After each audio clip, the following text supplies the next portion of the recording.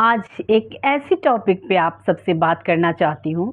लड़की को या लड़के को भी कभी ना कभी अपने जीवन में फेस करना पड़ता है और वो है तुलना। एक उदाहरण के तौर पर आप ले लीजिए कि अगर हम अपनी तुलना किसी अमीर आदमी से करते हैं तो अपने आप हमें हीन भावना आएगी और हम अपने आप को वहाँ पे छोटा फील करेंगे।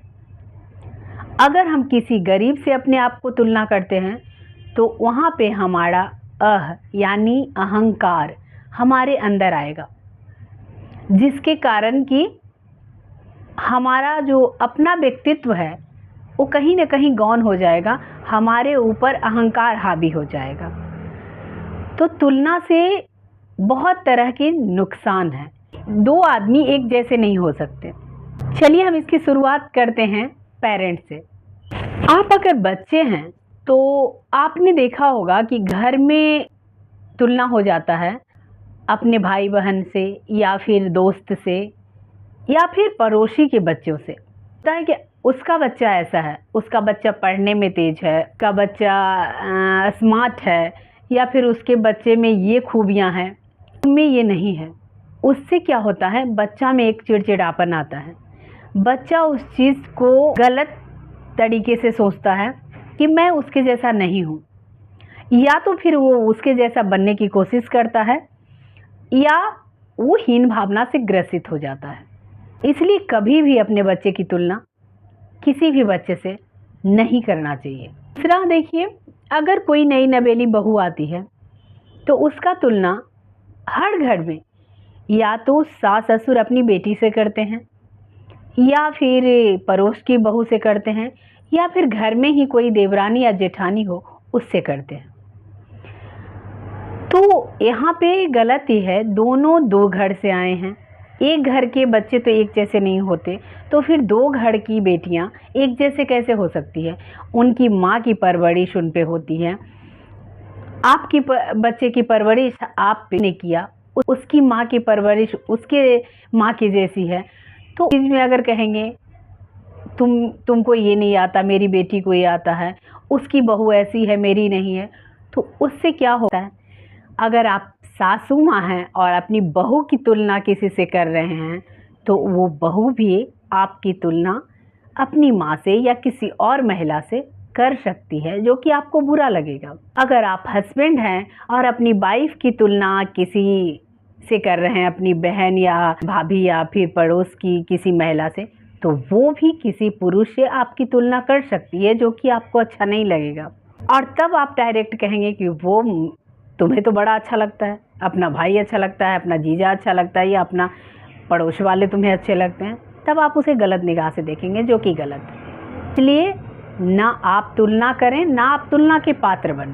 आप ऐसा बने, आप अपना नज़रिया उन्हें दें कि तुम ऐसा बनो, मुझे ऐसा पसंद है, तुम ये पहनो, मुझे ऐसा पसंद है, तुम ये बनाओ, मुझे ये पसंद है, तुम ऐसे सच संवर कर रहो, मुझे पसंद है। पुरुषों से भी ये कहना चाहूँगी, किसी किसी मर्द में ये आदत होता है कि वो अपनी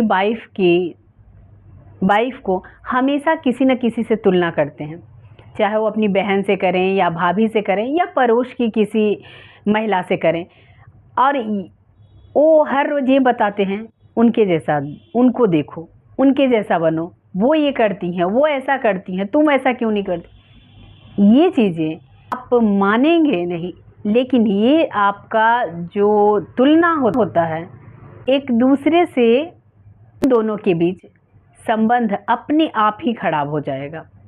चाहे वो भाभी ननद हो, चाहे वो देवरानी जेठानी हो या पड़ोस की कोई महिला हो, उनसे नफ़रत हो जाएगा इस बात से कि मेरे हस्बैंड को ये अच्छी लगती है, जबकि उस लेडी का इसमें कोई भी तरह का योगदान नहीं है।